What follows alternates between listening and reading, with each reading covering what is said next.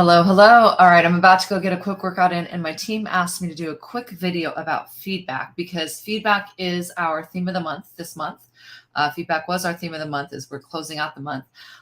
Really, how do you give it, receive it, work with it, change your mindset around it, make it so that it's a gift and not something that people are terrified of. And then also it's incredibly productive and in service of. So how do you actually do that? In the Positive Energy Workplace Initiative program, and on our platform, we do monthly themes. So, for example, August was feedback. Last month, I believe it was around habits. The month before was around really strengthening and expanding your leader care, whatever that means to you. Next month, as we go into this, we're actually looking at metrics and how do you actually measure success, like for real. How do you measure success from your cultural standpoint, from a leadership standpoint, from a personal standpoint? So for today, let's just do this. I want to hit a couple points about feedback. This is something that comes up. We get more questions about this, and we also get more physiological responses to this topic than almost anything else, except for maybe conflict navigation or telling truth when in conflict, or telling truth when it's a hard truth. So here's the deal. When you're looking at things like feedback or anything, but let's just focus on feedback, there's multiple things that are happening all the time. First of all, there's the giving of the feedback and there's the receiving of the feedback. Both of those things can be really scary for people. I don't know about you, but my experience is often when you say to somebody, hey, I have feedback for you, you're going to notice that they're going to have like a little bit of a physiological contraction. they might not always associate feedback with something that's going to be positive.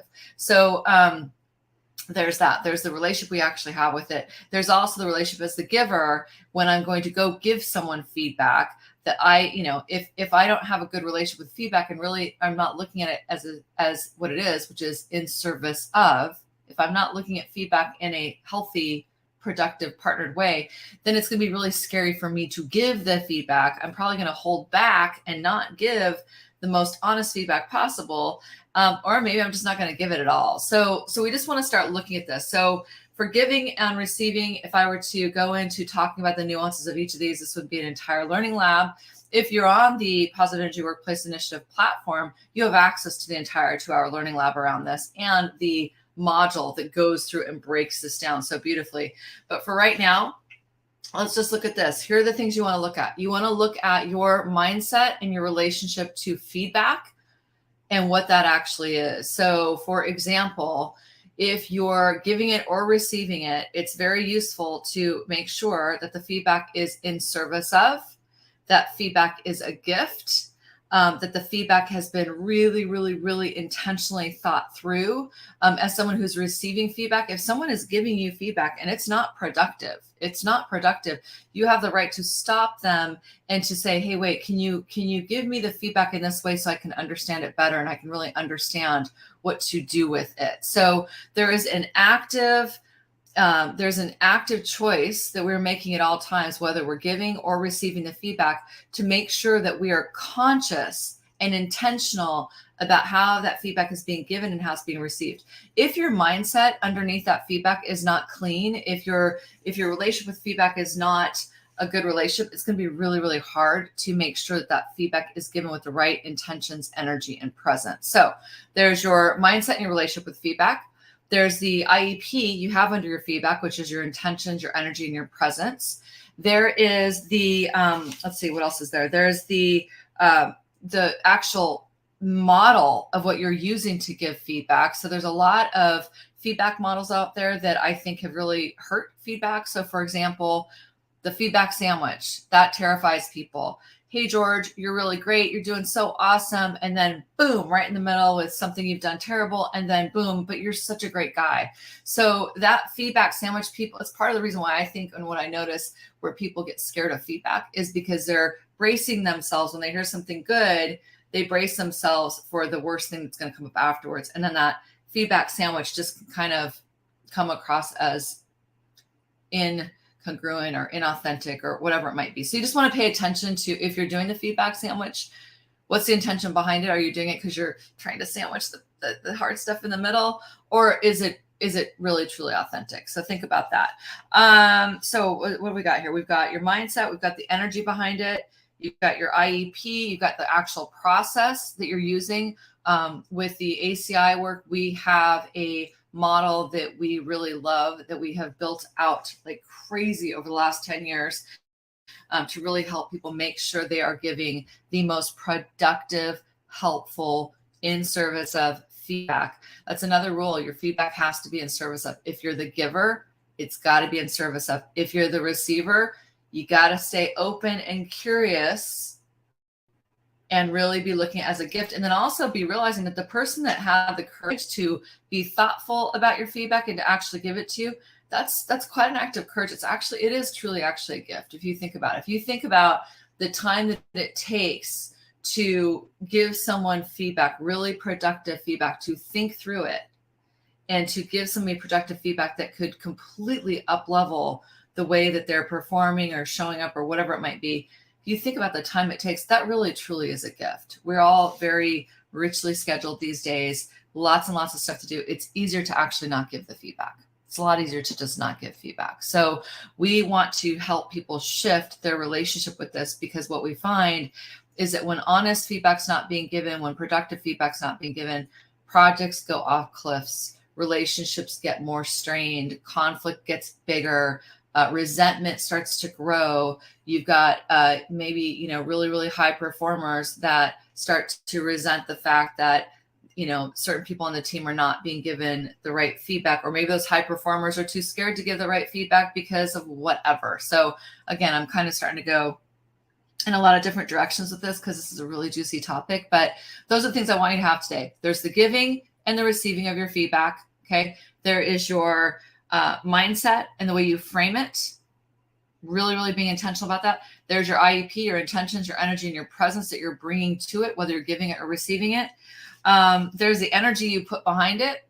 So if my energy behind it is like, I'm scared to give it, or I don't want to receive it, that is felt in the feedback dynamic.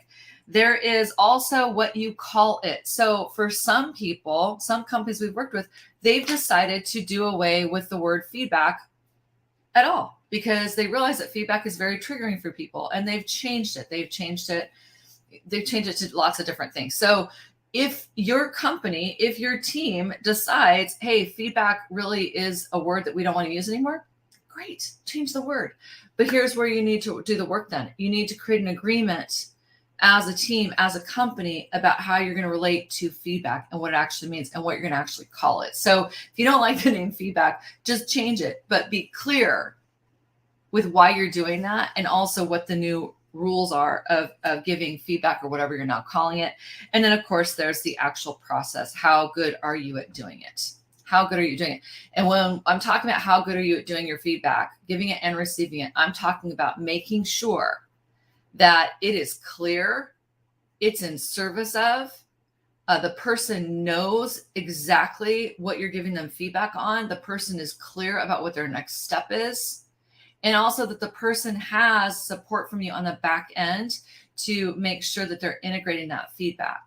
Okay, so lots and lots of nuance to feedback. If you want any help with this, please reach out. Happy to talk about it. Happy to share more about what we're doing, the Positive Energy Workplace Initiative. But for today, just really, take a nice deep breath. Think about when you've been given feedback that it's really, really helped you. And it's really helped you be even more effective. And then maybe think about when you've been given feedback that's just not been helpful at all.